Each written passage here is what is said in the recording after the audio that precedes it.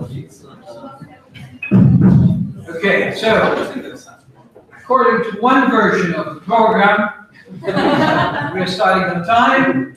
According to another version of the program, we are 15 minutes late, which is still okay. Come on, we're in Italy after all. So basically, I'm very sorry and I apologize. The program for the Mises seminar has become something very similar to the Italian budget law. Depending on the version, you get big different numbers. But it is great to have you all here. Thank you so much for taking the time to come here to the Mises seminar. This is the 12th Mises seminar Emanuele organizes, and I'm very grateful in particular to Carlo Thieri, who's been putting together a program as usually. You know, this event is supposed to be something for charging batteries, in a sense. You know, we know you're very busy in your daily fights with statism in different places, in your own university, in your own class, in newspapers. What we want to do with the seminar is, you know, provide a chance for young people to come to Sestinavanti, which is a nice place, as you may have noticed, particularly with such weather like this, and present the papers and have the papers discussed by senior academics that are welcoming of new ideas and new works. And have fun, right? To try to enjoy the beauty, talking about social sciences and liberty in this setting. The seminar is entitled to Ludwig von Mises, as you know. Mises had many distinctions. One of the things was it was right on a number of instances, you know, perhaps a bit stubborn, you know, in some character, but in a way we want to pay a tribute to him being right, but also we want to pay a tribute to the fact that he was certainly all the time very interested in nurturing a new generation of people interested in liberty. And that's what we all are happy to do over here. Thank you so much to our supporters for this seminar. Thank you to Students for Liberty, who's here in Forces. I really thank also the Emanuele team, and Filippo, Sara, Francesco, who did a fabulous job in keeping us well fed and keeping us at ease for these 2 days. Very grateful to our board, represented here by our chairman, Franco Verletti. So if you want a very optimistic look on the future, really make sure to have a chat with Franco in the next day or so. And I'm very grateful to Professor Jean-Pierre Santi, who's been chairing this event ever since we've been organizing it. Different kind of me, he looks younger all the time. So that's a source of great envy, at least on my part. But really, since these seminars somehow have to be traditions, to for the meaning and to flourish in the long run, we are most happy with having Jean-Pierre here once again as the steward of our tradition. Well, and with these, I have given the floor for the first session. Thank you. Just un tasto.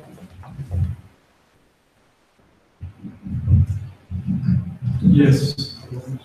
Thank you, Alberto, for your kind words.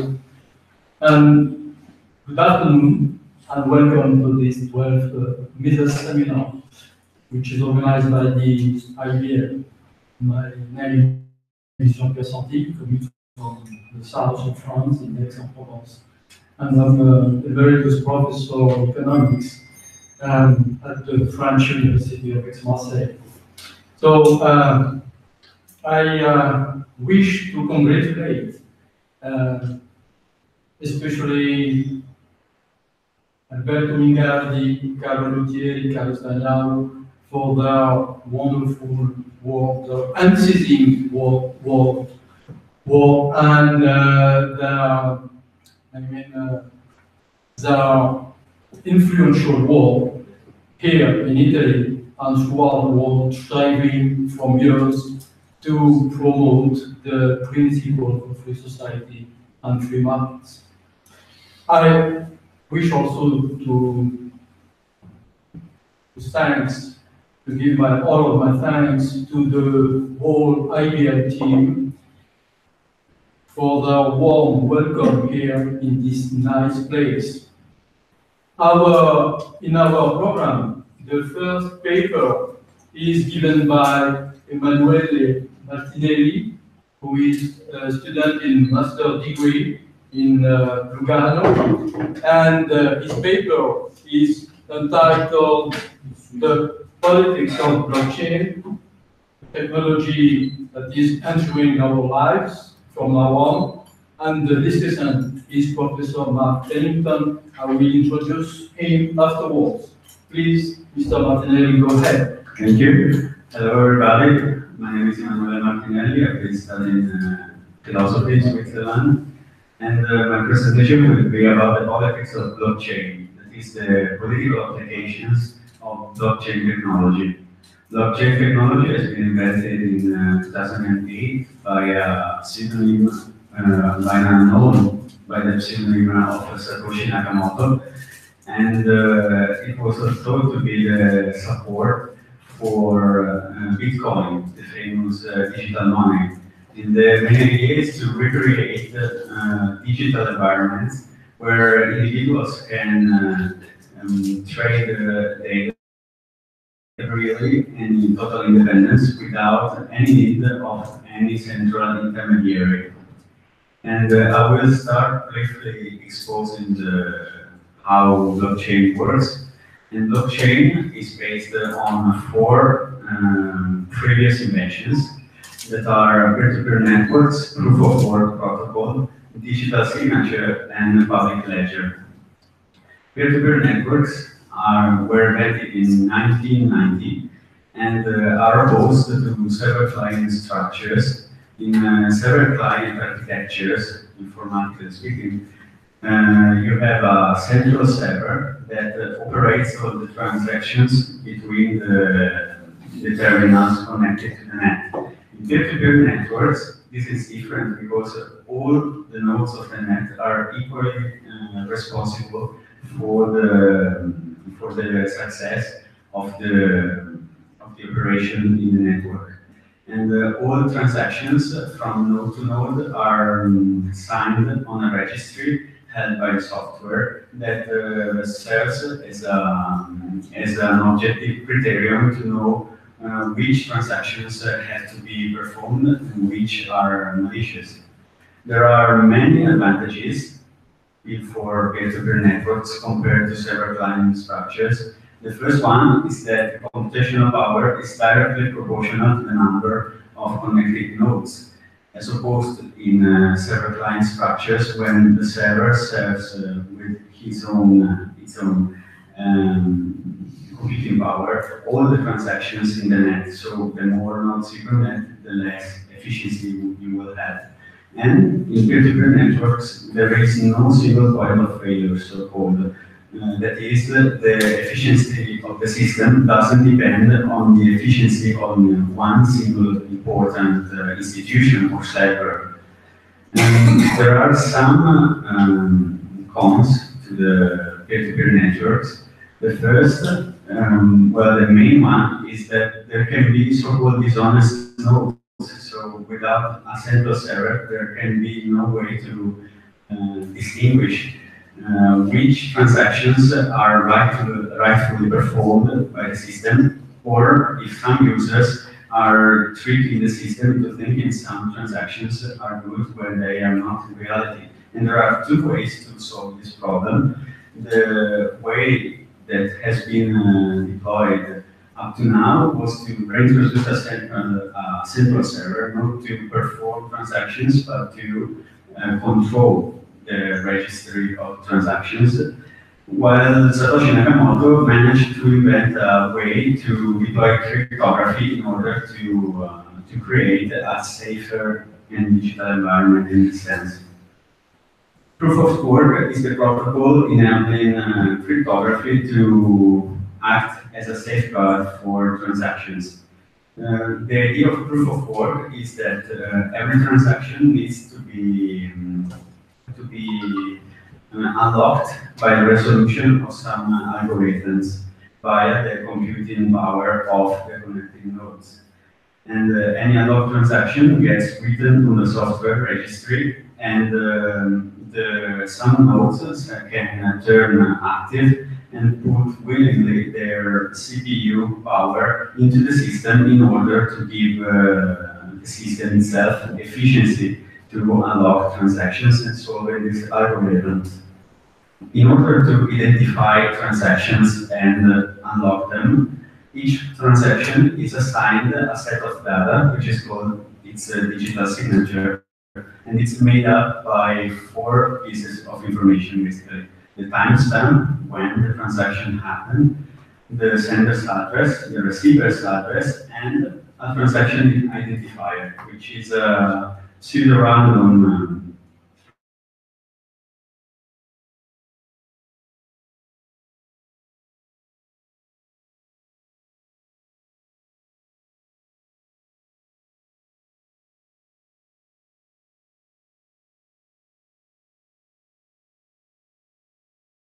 string of the secret register on a public ledger, a public registry, which is truly public because it is simply written by the mathematics within the system, nor not by any central institution.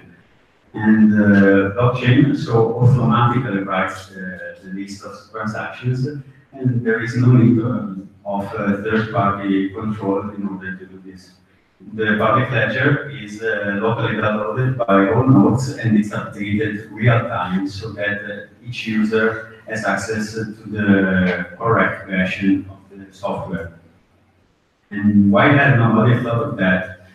Because there is a problem that Satoshi Nakamoto solved inventing properly blockchain that is called the double spending problem. That is the possibility without any central server that if I want, say, to purchase some data from another user in the net, I request a transaction to be made, and I have to put some computing energy within the system in order to unlock its proof of work and to perform the actual transaction. Without central control, nothing prevents that a third user could put the same energy before I can do it in a similar transaction, that is requesting a transaction of the same data to its terminal. And the invention of Satoshi Nakamoto was to solve this problem deploying a protocol called Hashcash that was actually invented back in 1997 from Adam Beck. And briefly, long story short, this works assigning to each transaction a digital signature and not the user. Normally, now we assign a digital signature to users so that we can be sure that it is the user that performs the transactions. Like in credit card payments, we are free to roam the world and perform payments, but we have to give the seller of some service the C2C code on the back of the credit card. And that is our digital signature signaling we are the ones performing that transaction. And in this system, there is a central institution just controlling the transaction, which is the bank, that writes the registry and is able to know whether each transaction is true or has been duplicated because my credit card got stolen or duplicated itself, something like that. In blockchain, every single transaction is encrypted. And every single transaction is encrypted because it has its single transaction identifier within its single digital signature. Transaction identifiers are encrypted through a so-called hash function, and this hash function turns the transaction identifier into another string of code, and the main intuition of Satoshi Nakamoto was to render this process in such a way that each transaction's hash is not simple, so to speak, but contains a bit of the hashes of all the previous transactions in the system. So now, the hypothetical thief that is willing to steal my data from me wouldn't only have to put in the same amount of computational energy I have to put in order to perform the transaction, but would have to decrypt my transactions hash, the hash of the previous transaction in the public ledger, the hash of the previous one, and so on, up to the very beginning of the public ledger. In the meantime, that all the connected nodes work collectively in order to unlock one single hash, that is the new hash to write within the public ledger. And if we have theoretically an infinite amount of entries in the public ledger, the system is mathematically secure. And this is how blockchain intuitively works. There are many, and Satoshi Nakamoto was very aware of that, philosophical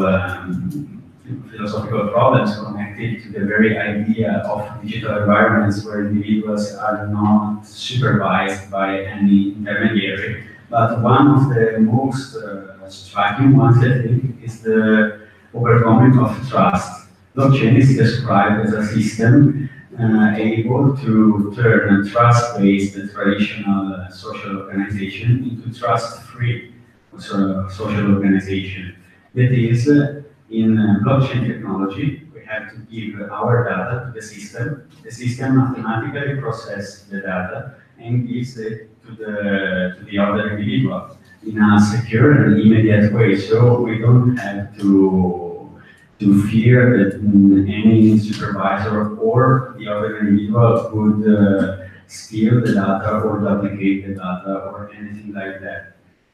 This is the main difference with a technology, let's say, that is usually compared to blockchain, which is sharing economy. Sharing economy is born with the same mission, that is to create digital environments for people to trade independently from other influences, their goods and services. But in the economy, the system relies on the trust between individuals and on the trust on all the individuals, let's say, individual advisor that leaves reviews on a restaurant. I'm going to have my dinner here. And this has been the center in the literature or some ethical debates. For example, is a world, an hypothetical world run on blockchain, a world of anti-social relations, because if the variability of the other individual is null, then we may end up in a world where the real social relations are between individuals and their computer, not individuals and other individuals. But we can argue the goal isn't to prevent human interaction, is to heal the weaknesses of traditionally thought human interaction.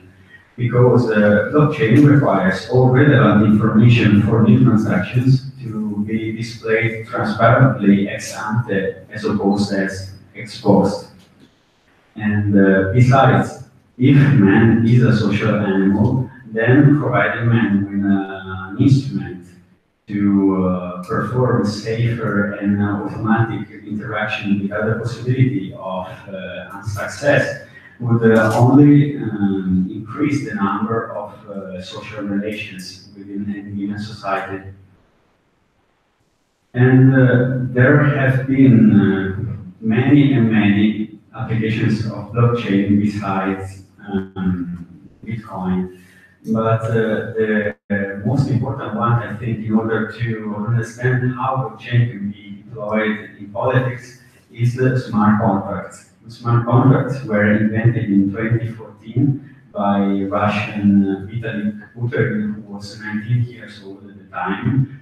It's very scary. And smart contracts are protocols basically where two individuals can set up some preset conditions and give the software itself some resources that can be property rights, cryptocurrencies like Bitcoin, or rights or privileges of access to files, whatever they want.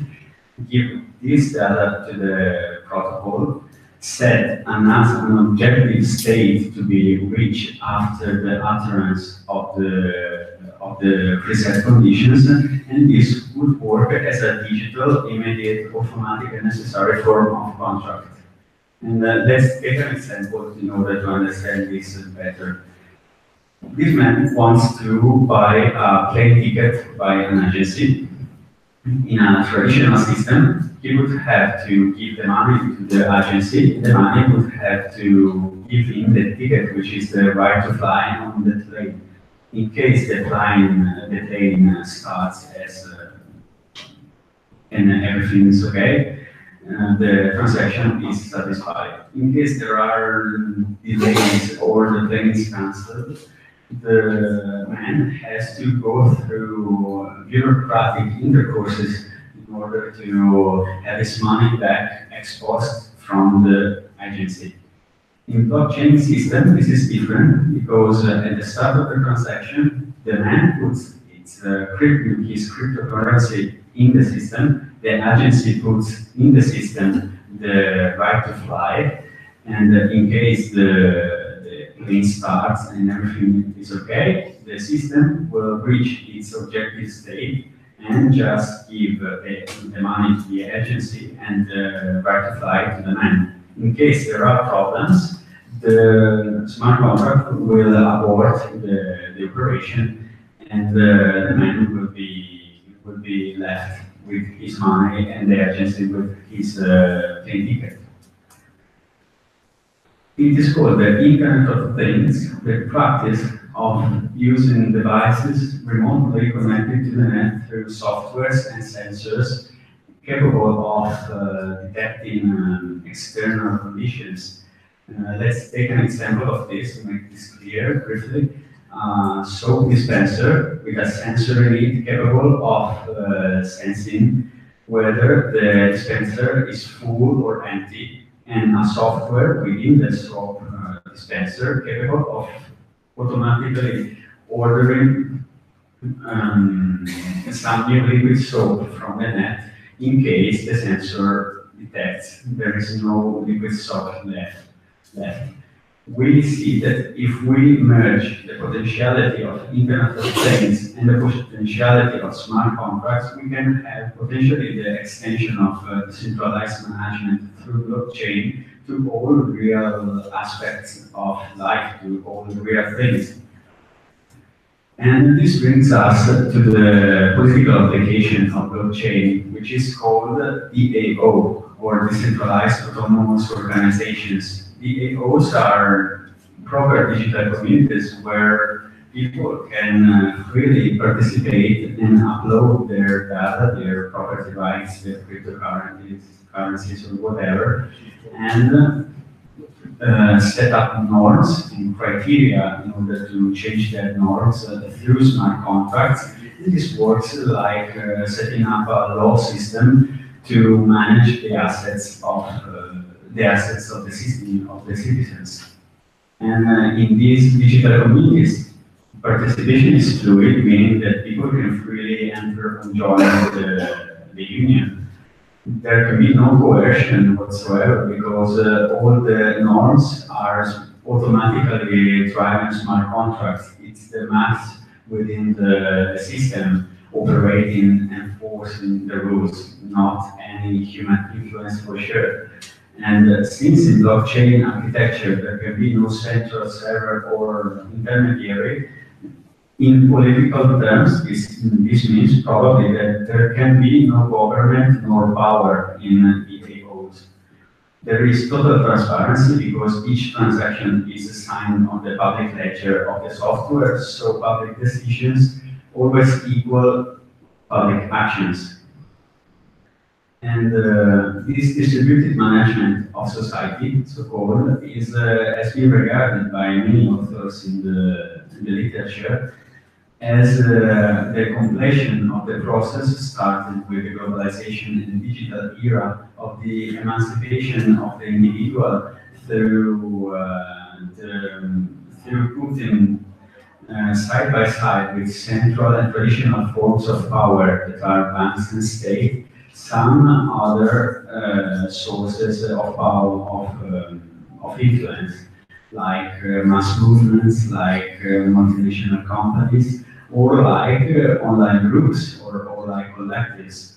And there are some projects working in this direction nowadays, and the main four projects are Democracy.Earth, Flux, which is an Australian political party wanting to reform the Australian government and dismantling the legislative power of Australian state, Aragon, or Big Nation.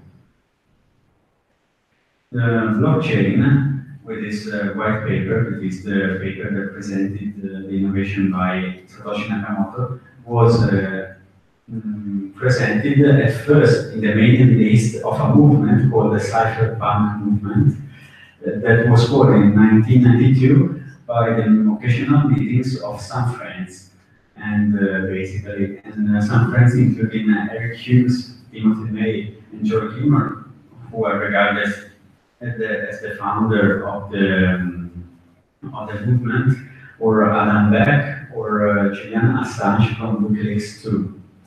And the mission of the cypherpunk movement was to complete the process of globalization I was talking about through dismantling the dangers of states and banks using the net in order to infiltrate the privacy of citizens and to infiltrate their ability to have independent relations with one another. And the cypherpunk movement has its own ideals, and we can say at some extent that blockchain too has its own ideals. And in which sense? In the sense, not that blockchain technology only provides the instruments to build some political associations and prevents the individuals to build another kind. Blockchain doesn't prevent individuals to, for example, rebuild a digital state, to embrace political theories that are not the ones that the cypherpunk movement would have wanted. It's only an instrument in order to make politics more functional. And though we can say that cypherpunk it's strongly opinionated, of course, and build the very structure of blockchain is so built that there are some political ideas that are more directly compatible with the deployment of blockchain technology into politics, so to say. And here are briefly listed that coercion is a never acceptable form of political action. And this implies probably to believe in natural rights to life, liberty, and state. The blockchain architecture is resilient to regulation and political, because there can be no central intermediaries or requests. In political terms, this is political decentralization. This implies the belief that individual desires can be only fulfilled by the natural order of individual contracts and relations, and economically speaking, this means laissez-faire capitalism. And cypherpunk ideas embrace also subjective theory of value, probably, that is the value of a good isn't stored within the good as an intrinsic property of that thing, but it's an individual projection of the potential client over the thing in question. And from this follows that economical analysis is only really possible for real market context with a finite and concrete number of economic actors. And finally, property is regarded by this technology probably as a bundle of rights, that is, as a bundle of smart contract rights. And one of the main philosophical questions opened by the political deployment of blockchain in the literature is where has authority gone? Short answer, it's gone. That there is no more authority because there can be no central intermediary. While many other thinkers argue that there is still authority because there cannot be any political relation without the supervision of some intermediary whatsoever, and in this case, the software itself would be the authority, taking your assets, your data, and forcing the nodes moving freely, so to say, moving by its own norms, let's say, the assets you gave it. And there are two conflicting views about this. There are called technostatalism and crypto-anarchism. Technostatalism argues that blockchain is the natural evolution of the state. And so there is power. It's an extremely depersonalized power because it is a software, not a steering committee of human politicians. Though many argue that there are some features of blockchain architecture that open up to the risk that single platform are influenced by human interaction.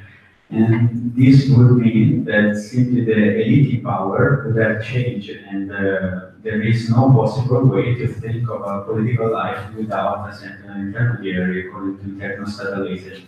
But for this risk that blockchain software would be controlled by humans, we should reintroduce some form of coercion and human control in DAOs, such as a steering committee of some nodes of the net that has the privilege to manage the assets of the participants.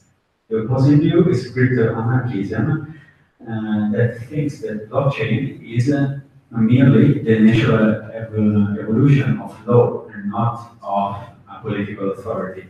It's like the building anew of international law that started from scratch with as a spontaneous order with lex mercatoria back when merchants went from a realm to the other and had to overcome local laws and have their own contracts. And this laid the basis for international law. The same way during the cyberspace and digital era, and so blockchain softwares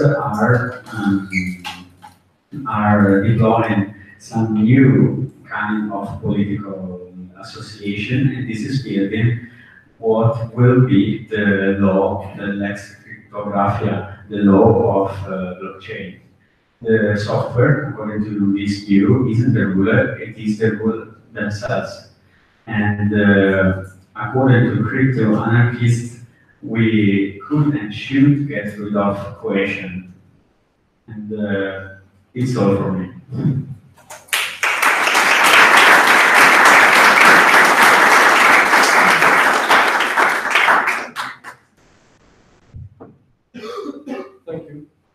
Thank you, Mr. Martinelli, one time. The discussant is Professor Mark Pennington. He is head of Department of Political Economy at King's College London, and he currently works at the intersection of economics, politics, and philosophy.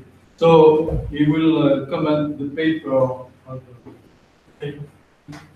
Okay, am I using this correctly? Is that right? Okay, it's very nice to be here in this beautiful place. I should say at the outset of my remarks that when I was asked to comment on this paper, I felt rather daunted by it because I know absolutely nothing about blockchain. You're listening to someone who's never actually done a PowerPoint presentation in his professional career. I'm a notorious technophobe, so I'm not entirely convinced that I'm the best person to be commenting on the paper. But that said, I did learn an enormous amount actually by reading Emanuele's paper. I certainly felt much more familiar with the idea of blockchain technology than I did when I started reading the paper. So I think you ought to be congratulated on that. What I want to do is sketch out the core idea of the code and then make 3 critical points, which I hope will be supportive ones that might help to take the paper on to the next stage.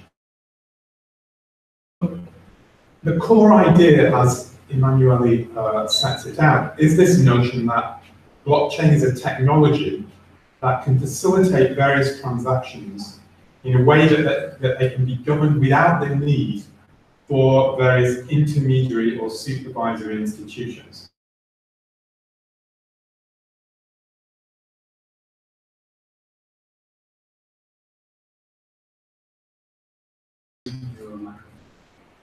It's not working? Can people hear me? Yeah. You can't hear me? Yeah. You can hear me. I don't know whether it's working or not. Maybe I've just got a loud voice. In which case I can speak even louder. I'll just check if it's on. Okay, it's going to be even louder now. Okay, so the first part of the paper sets out a description of the principles that really govern the software that enables this idea of trustless interaction or trustless environments. And then the second part of the paper goes on, as we've seen in Emanuele's introduction, to discuss the potential political implications of the technology. What I want to focus on is the idea that this kind of technology removes the need for trust, or that it removes the need for institutional functions that we typically associate with states. Now, from a classical liberal or libertarian type perspective, there are good reasons to want to get rid of state institutions or to minimize the role that they play. I'd single out 3 reasons. One is the notion that states or intermediary bodies can abuse power. They can use their authority to take advantage of others. The second sort of argument is a more philosophical argument, and that's really an argument about freedom. If people can operate in environments where they're not dependent on these kind of intermediary associations, then they can be fully autonomous agents. And who could possibly be opposed to the idea of people having this level of freedom? So those are important liberal ideas, which it seems to me supporters of this kind of technological innovation can be addressed in a persuasive way. Now, reading the paper, I very much get the sense that Emanuele is an enthusiast for this technology. And I should say, from what I do know, what little I know about the technology, I'm something of an enthusiast for it as well, in the sense that many of the people who oppose this technology are socialists or control freaks of various kinds, who I think if they're opposing the technology, typically it would be a good reason to be supporting it. But having said that, there are some important doubts that I have about the kind of arguments that are being advanced in favor of this technology from a specifically classical liberal or libertarian point of view. And those are the arguments that I think you need to pay a little bit more attention to in the paper. So you do mention some of the objections that have been raised against the technology in the paper, but I think you need to go into these in more detail. And I'm going to focus on 3 particular areas here that I think are worthy of more attention. The first is the idea that it's possible, let alone desirable, to live in a world of trustless interaction. My own view is that this is not a feasible world. You cannot have a world that removes the need for trust. If for no other reason that you've got to trust in the people who actually devise the software that runs the blockchain system, or that is responsible for the blockchain system, at some level, there has to be trust operating. So that's point number one.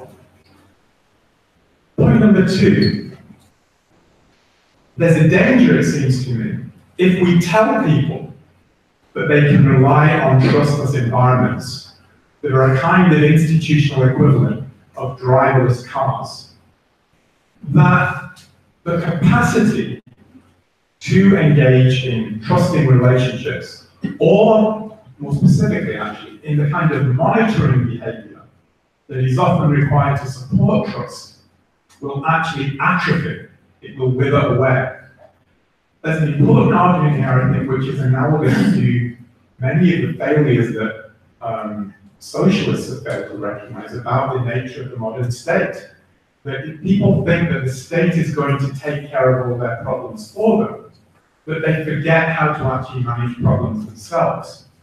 Likewise, if we say to people that you can have a world where machines perform all the important functions, where you don't need to rely on trust, that you can rely on some kind of algorithm to solve all the problems, that the capacity to engage in human interactions that do actually require trust, and as I mentioned in the previous point, I don't think you can completely eradicate them, but the capacity to engage in those relationships will atrophy.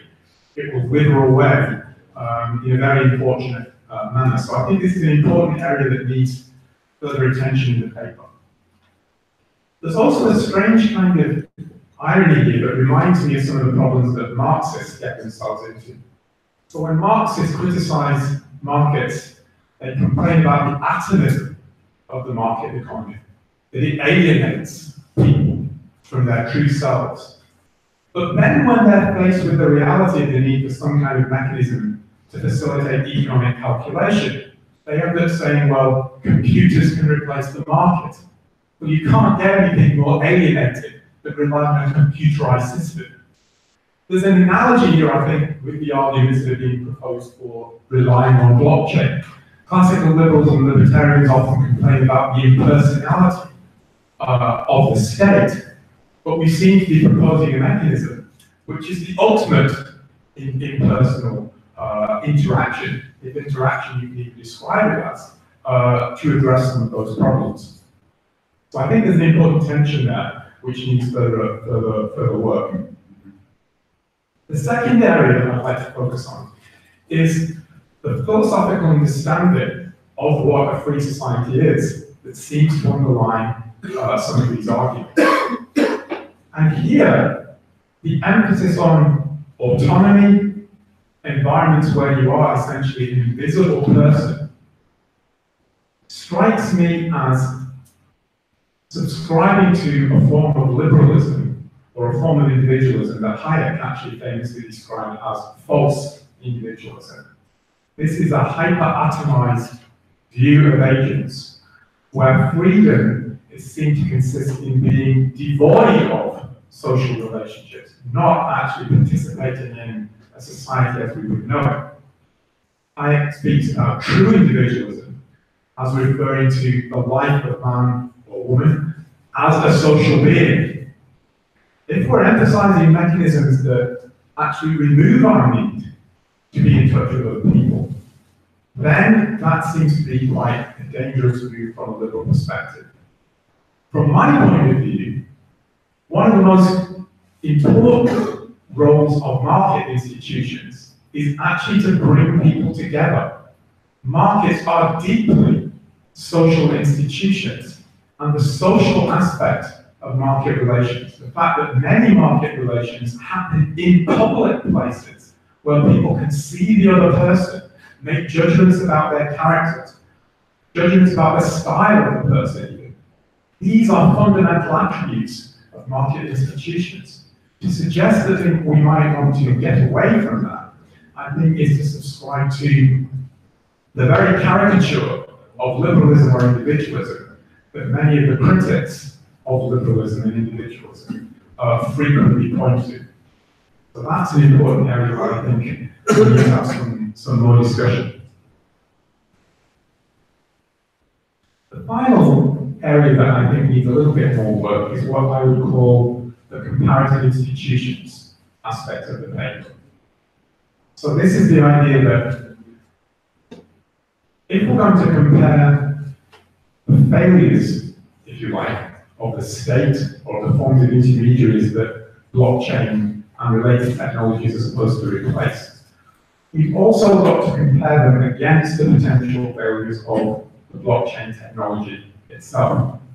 Towards the end of the paper, Emanuele does mention the possibility that the software could be corrupted or taken over by various actors for nefarious purposes. And a really strong argument in favor of the technology, it seems to me, needs to be able to contrast the relative ease of avoiding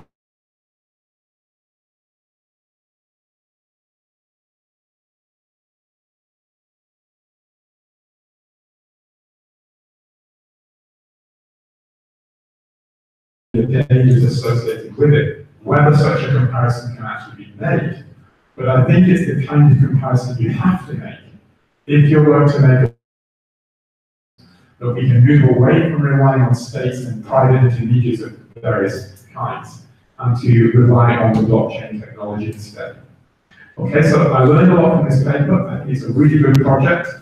And I think if you were to work a little bit more on the three areas that I've highlighted, then this would be a very important contribution. Thank you very much.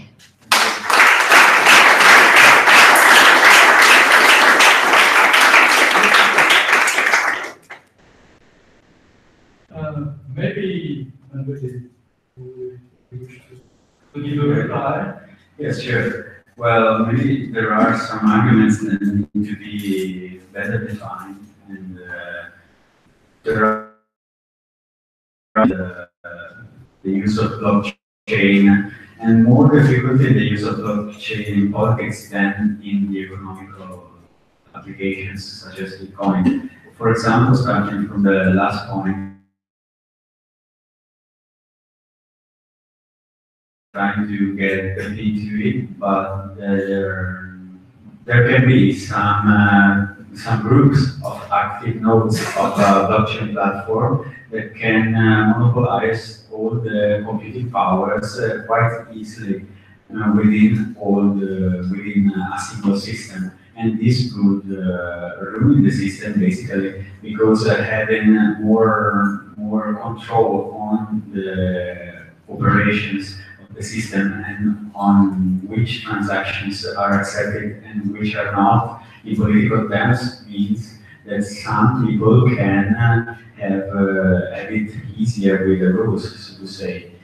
Well, an answer to that could be that blockchain technology doesn't have to be seen as a collection of single software, rather an ecosystem of competing softwares and competing digital communities in such a way that if a digital community is going to be monopolized by a certain elite, probably the unsatisfied people would live at no cost that digital community and flee into another more user-friendly digital community.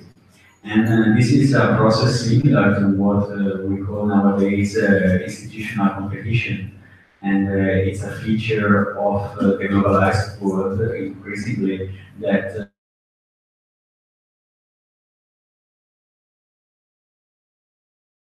so the states feel to some extent some pressure into granting more economic and personal liberties to the citizens.